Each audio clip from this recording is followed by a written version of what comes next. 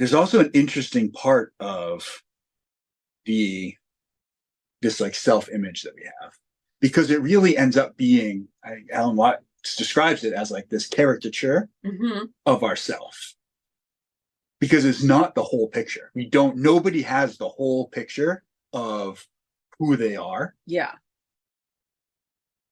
So we start to identify ourselves as our body, and or specifically like this is my body and I'm the me that's inside of it driving this body, and I'm in control, which is another like part of the ego, is the belief that it's in control of the being. But when we think of who we are, we think of, okay, so I'm me, I'm inside this body, I have this body, I'm in the world, and everything like outside of these lines is not me. So we develop this idea of like me and not me. But then even when we look at the part of me that's me, there's parts I don't know about or I'm not aware of. You never really think of your like blood circulating as who I am, or like my lymph circulating, my like respiratory system, my digestive system, immune system, like all these things that are going on within our body. And there's like billions of reactions and interactions playing out every second within your body, trillions of cells. And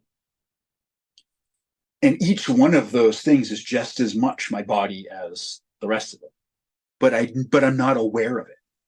So that's what I mean. Like this idea of like the person is an incomplete idea. Like what ends up becoming like our ego and our idea of ourself is incomplete, because it's not taking into consideration. Like I said, like my heart beating. I don't take my heartbeat into consideration when I describe myself, but it's happening. And if it wasn't happening, I'd be dead. So it's like very, very important. Yet like that's not me. It's also really interesting that like I refer to like me, but I don't refer to my hand as me. I refer to it as my hand, my foot, my leg, my body. But it's like, but there's a me also. And there's even, this is an interesting like thought I had, like going over this part of like my hand, my leg, like we'll protect ourselves with with our arms or with our legs. Like it's almost like okay if I get hit in the leg, as long as it's not like my face or my head, because like this part is almost like more me than that is, and I could live without that.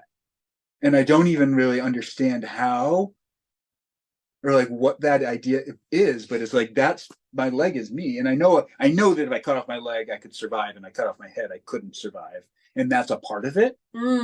But there's also, on top of that, there's a part of me right now that's thinking that my head and my brain is more me than my leg is.